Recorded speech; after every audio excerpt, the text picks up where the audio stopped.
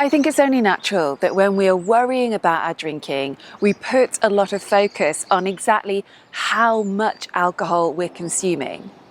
I know that in my drinking days, I spent a lot of time comparing my drinking to other people I knew to try and get a sense of whether I was okay and what was normal.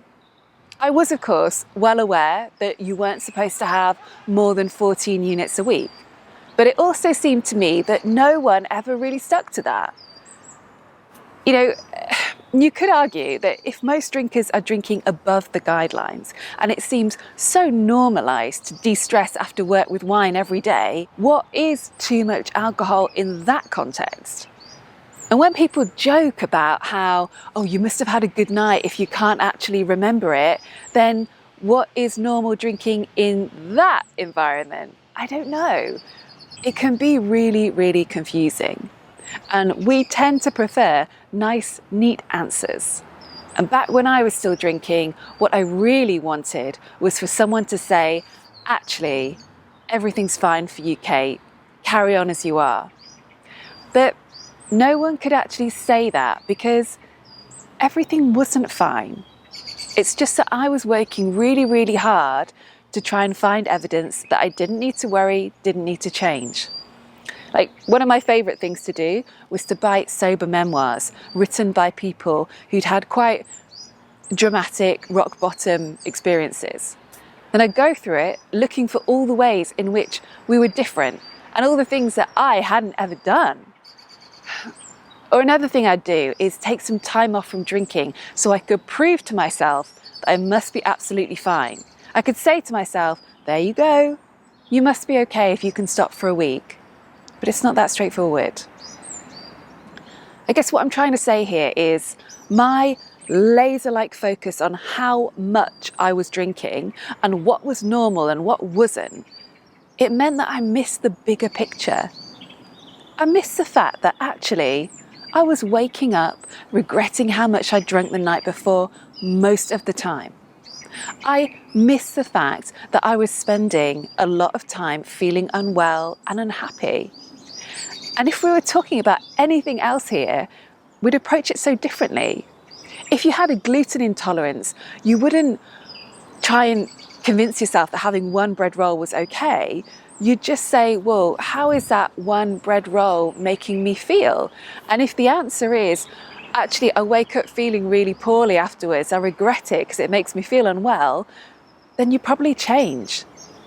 And if you were, well, you wouldn't spend time worrying about sandwiches or beating yourself up or wondering how much bread other people eat. That just wouldn't happen because you could see that you need to do what's right for you. The other problem with these conversations about how much we drink is that we tend to end up ignoring our gut instinct. Like in my Getting Unstuck course, I work with some women who are drinking 2 glasses of wine a night and others who are drinking almost 2 bottles, but the level of unhappiness is the same. I've also worked with women who probably do stick to around 14 units a week, but they still felt really unhappy with their drinking. And I'm really glad they came to work with me and changed that unhappy relationship they were having with alcohol, because it can still control you even if you're drinking an okay amount. We've got to be careful not to talk about quitting drinking as if it's something you only need to consider when you've reached a certain point, when things have got bad enough. That just isn't the case. You don't have to be anywhere near rock bottom in order to decide that something just isn't good enough for you and that you want to raise your standards. You do not have to wait until you're drinking a certain amount or things have reached a certain point or you've made a certain amount of mistakes before you take action. So I hope this explains why focusing on how much you drink isn't a good idea. If you're trying to decide right now whether or not you should quit or take a break, my advice is pretty simple. Just concentrate on how alcohol is making you feel most of the time. And I want to leave you with a tip for getting really, really clear on that if you're not sure. I recommend you start keeping a diary.